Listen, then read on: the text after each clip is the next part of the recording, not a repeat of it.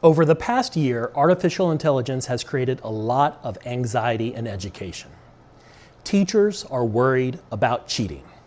Schools are experimenting with AI detectors and spending good money on them in the process. Policies are being written faster than we can really think about them. In some cases, policies written just last fall are already showing their age because the models themselves have advanced so quickly. And the conversation often sounds like this: how do we stop students from using AI? But before we rush into solutions, I think we need to pause and ask a better question.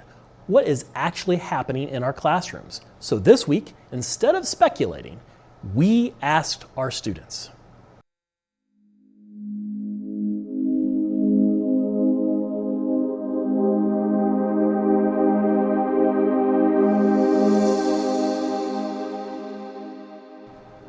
Over 150 students at our 712 Rural Junior Senior High School completed an anonymous survey about artificial intelligence and schoolwork.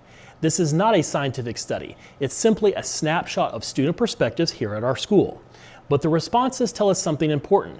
AI did not break academic integrity. It exposed how fragile our definition of it was. So, what did our students tell us? The first thing the survey confirmed is something that many of us already suspected. AI use is common. About 3 out of 4 students reported using AI for schoolwork. That doesn't mean that every student is using it constantly, but it does mean that AI is no longer a fringe behavior. It is part of the environment our students are learning in. The survey also showed that students overwhelmingly believe that AI helps them learn. More than 80% said AI helps them understand material at least sometimes. Now, whether that belief is always correct is a separate conversation, but the perception matters because students increasingly see AI as a learning tool, not just a shortcut. Another interesting pattern was how students describe using AI. Most students said that they use AI to understand something better, to check their work, or to help them get started on an assignment. Very few students reported using AI to complete entire assignments. Now, as teachers, we know that this sometimes happens. In fact, many teachers would say they see it happen quite a lot. Even anonymous surveys tend to reflect on how people want to see themselves, not always what they actually do. Students often describe their AI use as getting help, even when the line between help and replacing thinking may be blurry. That gap between perception and reality is one of the most interesting things this survey reveals. And to be clear, sneaking a phone into an exam or using AI on a state assessment is still cheating by any reasonable definition. But many everyday assignments now exist in a much grayer space.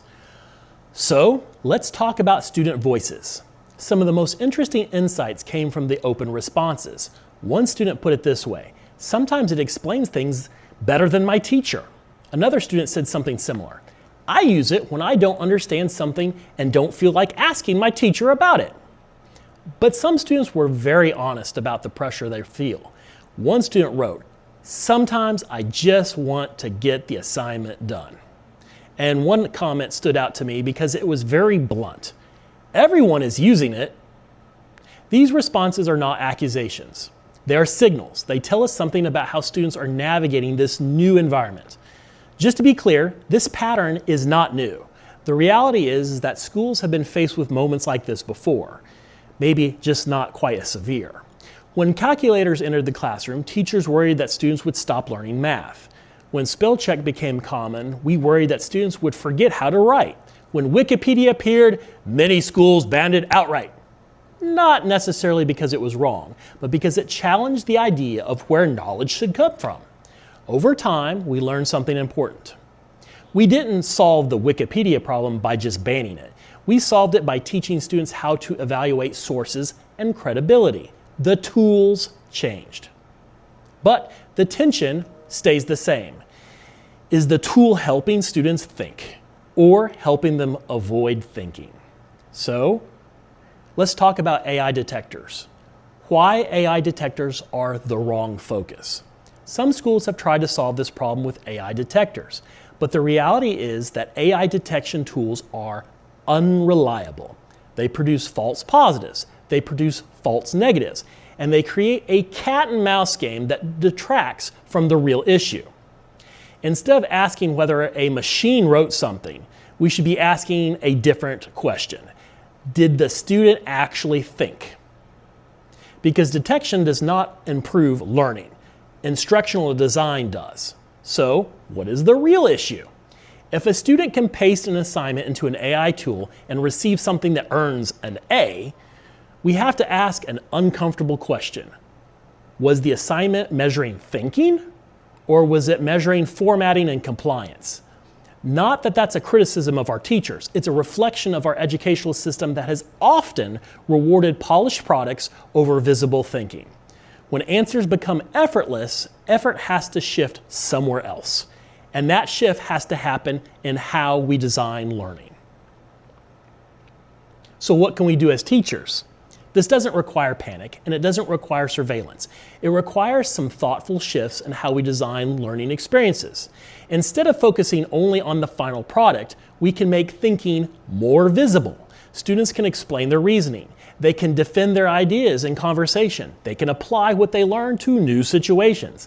Assignments can involve revision and iteration, where students improve something over time instead of submitting a single finished product. Reflection becomes more important, discussion becomes more important, because AI can generate the answers, but it cannot replace understanding. I also want to be very clear about something. I do not have all the answers here.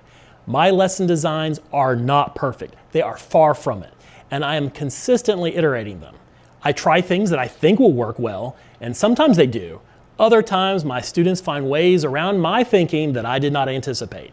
Sometimes I even have to call myself out and say, well, that didn't work quite right. That's not how I imagined it. For example, in my technology, engineering, and design class, I recently assigned an invention project that was supposed to move through several steps of iteration. Students were first going to present a concept, then they were going to refine the idea and eventually build something. Most students followed that path, but some were so excited they moved ahead and started designing and 3D printing and building things right away, which honestly is something that we want to encourage. But I also had a situation where a student clearly used AI to create their concept presentation. Technically, it didn't break any of my rules, but it also meant they probably didn't wrestle with thinking the way that I wanted them to. That's not a failure of the student. That's a signal to me that I now need to adjust how I design the process. And I think that's where many of us are right now. This is a work in progress. If you feel like you don't have this figured out yet, you're not behind. In reality, none of us are fully caught up with how fast these tools are evolving.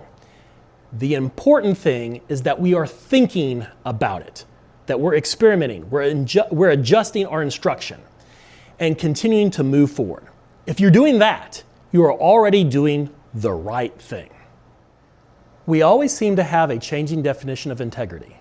One of the most important ideas here is that cheating itself is a human construct. Our definition of cheating has always evolved with technology. Calculators changed math classrooms. The internet changed research. And now AI is changing writing, problem solving, and information access. That doesn't mean integrity disappears. It means integrity has to evolve alongside the tools. Integrity in AI is not about pretending that the tools don't exist. It's about helping students learn to use them responsibly and transparently. The most important lesson from this survey is not that students are cheating. It's that students are already living in an AI world. Our 7th graders are growing up with these tools from the start. Our seniors experience them much later. Within a single school building, we already are seeing difference in technological generations. The question is not whether students will use AI, they will. The real question is whether students will be helped by their schools to learn to use them wisely. Because AI did not break academic integrity. It simply revealed where our definitions need to grow. And that conversation is one worth continuing.